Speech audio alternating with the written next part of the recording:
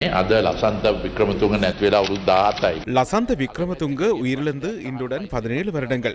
பிரதமரிடம் கேள்வி ஒன்றை எழுப்புவது தொடர்பில் நான் உங்கள் அலுவலகத்திற்கு அறிவித்தேன். அது தொடர்பில் நீதிமன்ற நடவடிக்கைகள் முன்னெடுக்கப்படுவதால் இதற்கு பதிலளிக்க முடியாது என்று கூறினார்கள். ஆனால் இதே பாராளுமன்றத்தில் உயிர்த்த ஞாயிறு தாக்குதல் தொடர்பில் பதிலளிக்கப்படுகிறது.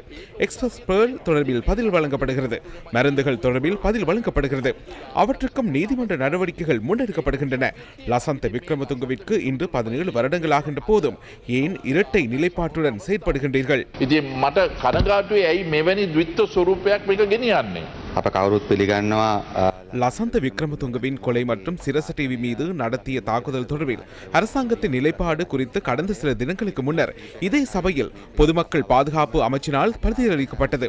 அதேபோன்று அமைச்சரவை பேச்சாளர் நலிந்த ஜெயதிசவினால் பதில் வழங்கப்பட்டது.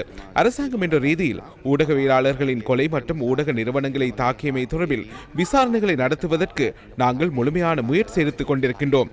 2008ஆம் ஆண்டில் லசந்த விக்ரமதுங்க கொலை செய்யப்பட்டார்.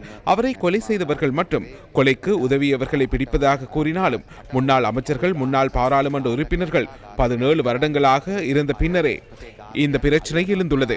ஒழுங்கு பத்திரத்திற்கு அமைவாக கருத்துக்கள் முன்வைக்கப்படுகிறதா என்று எனக்கு தெரியாது. ஒழுங்கு பத்திரம் என்ன கூறினாலும் அரசாங்கம் என்ற ரீதியில் இந்த கொலையாளிகளை கைது செய்து நீதியை நிலைநாட்டுவதற்காக நாங்கள் அனைத்தையும் செய்வோம். அந்த கொலையாளிகள் இந்த நாட்டை ஆட்சி செய்தார்கள். அவர்கள் அமைச்சு பதவிகளை வகித்தார்கள். அந்த கொலையாளியை பிடிப்பதாக கூறி ஆட்சிக்கு வந்து பல வருடங்கள் ஆட்சி செய்தார்கள். ஆகவே இதனை நாங்கள் நிச்சயமாக செய்வோம்.